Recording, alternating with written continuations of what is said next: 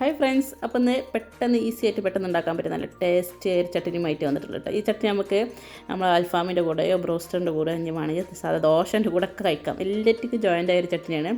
അപ്പോൾ mayonnaise mix ചെയ്തിട്ടാണ് ഇത് ഉണ്ടാക്കുന്നത്. അപ്പോൾ ആദ്യം എന്തൊക്കെയാണ് വേണ്ടത് വെച്ചാൽ കുറച്ച് പുതിന, അതേപോലെ മല്ലിയില, എരിവിനനുസരിച്ച് പച്ചമുളക് കൊടുക്കുക കേട്ടോ. 2 എടുത്തിട്ടുണ്ട്. ചെറുനാരങ്ങൻ്റെ നീരും ചേർത്ത് കൊടുക്കുക. ചെറിയൊരു ഇഞ്ചി കഷ്ണവും ചേർത്ത് കൊടുക്കുക കേട്ടോ. എന്നിട്ട് അതൊന്ന് അരച്ചെടുക്കാം. നമുക്ക് വെള്ളമൊന്നും ഒഴിക്കണ്ട, ആവശ്യത്തിനുള്ള ഉപ്പ് ഇട്ട് കൊടുക്കാം. കണ്ടില്ല, അരച്ച് പേസ്റ്റാക്കി എടുത്തിട്ടുണ്ട്.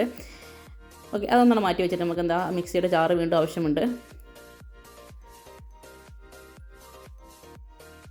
ഓക്കെ, നമുക്ക് മിക്സിയുടെ ജാറിലേക്ക് എന്താ ചെയ്യുക, മയോണൈസ് ഉണ്ടാക്കാൻ നോക്കാം. അപ്പോൾ ഒരു കോഴിമുട്ട പൊട്ടിച്ച് വെക്കാം. മുട്ടയുടെ വെള്ളയും മഞ്ഞയും വേർതിരിക്കണേ അങ്ങനെ തിരിക്കട്ടെ. മഞ്ഞ ഇഷ്ടമില്ലാത്തവർക്ക് അതില്ലാതെ മയോണൈസ് ഉണ്ടാക്കാം. ഞാൻ ഒന്നിച്ചന്നെ ഉണ്ടാക്കാറ് സാധാരണ. അതിലേക്ക് 2 ചെറിയ വെളുത്തുള്ളി അല്ലിയും ഒരു ചെറുനാരങ്ങൻ്റെ നീരും, ഒരു അര ചെറുനാരങ്ങൻ്റെ ജ്യൂസും കൂടി ചേർത്ത് കൊടുത്തിട്ട് കുറച്ച് ഉപ്പും ഒന്ന് ചേർത്ത് കൊടുക്കുക കേട്ടോ. എന്നിട്ട് കുറച്ച് ഓയിൽ ചേർത്തിട്ട് നമുക്കൊന്ന് അടിച്ചെടുക്കാം. നമ്മൾ സൺഫ്ലവറിൻ്റെ ഓയിൽ തന്നെ ചേർക്കണം കേട്ടോ. അത് ചേർത്തിട്ട് നമുക്കൊന്ന് അടിച്ചെടുക്കാം. അപ്പോൾ നല്ല കറക്റ്റ് മയോണൈസ് റെഡി ആയിട്ടുണ്ട് കേട്ടോ. ഇനി എന്ത് ചെയ്യുക, ഇതിൽ നിന്ന് മയോണൈസിൽ നിന്ന് ഒരു സ്പൂൺ, ഇപ്പം എൻ്റെ കയ്യിലുള്ള സ്പൂൺ വലുതാണ്. ആ സ്പൂണിന് ഒരു സ്പൂൺ ഫുള്ളായിട്ട് എടുക്കണമെങ്കിൽ ഫുള്ളായിട്ട്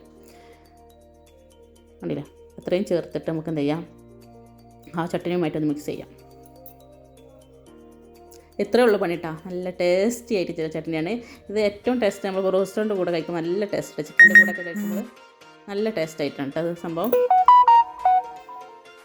അപ്പോൾ എല്ലാവരും ഒന്ന് ട്രൈ ചെയ്ത് നോക്കുക. Okay, thank you.